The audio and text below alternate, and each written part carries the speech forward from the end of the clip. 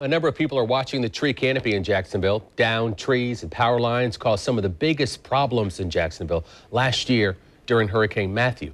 Channel 4's Jim Piggott is joining us now live for one neighborhood that was hit so hard during the storm, and he shows us now what they're doing to prepare for Irma. Jim, how is JEA already responding? Those trees are large.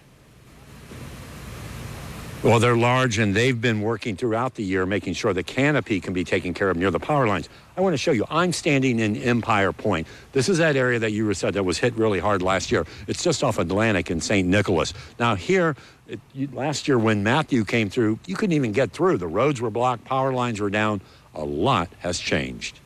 When Beth Kopedge looks over her house in Empire Point, she sees this huge tree limb looming over her roof. Before, she never gave it a second thought. But last year, a similar tree in her neighbor's yard came down and did this, smashing in her roof and forcing them out of the house for 4 months.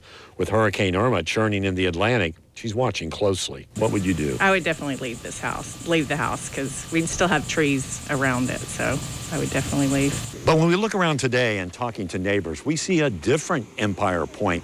A lot of the trees have been removed, and they say they're preparing for another storm. Well, we've had a lot of trees taken out of here in the general neighborhood, a lot on this street, as a matter of fact, and if we had another storm, I think we would be better prepared. But, you know, we don't know how many of these trees are bad until they go down. When the trees came down, the power also was knocked out as well, for weeks in some cases. At the height of the storm, 215,000 JEA customers were without electricity.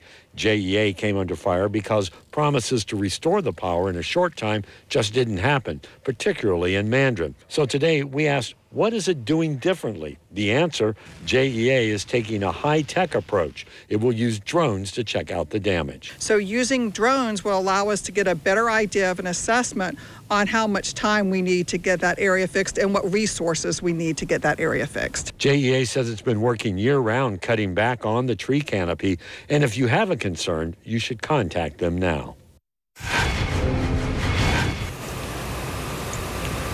So, of course, that concern is this, when you see these trees right next to the power lines. But JEA says contact them if there's a problem. But this week, it may not be such a good week because they're going to be overwhelmed with a lot of this. This is something you want to maybe do throughout the entire year.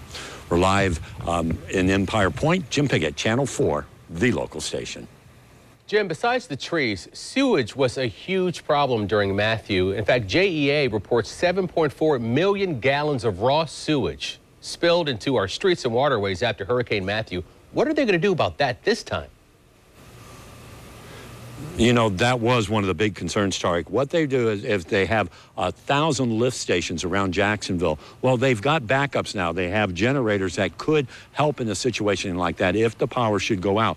Now, they didn't get 1,000 generators, but they have a lot on standby that could come in just in case there are a problem. That is one thing they have addressed.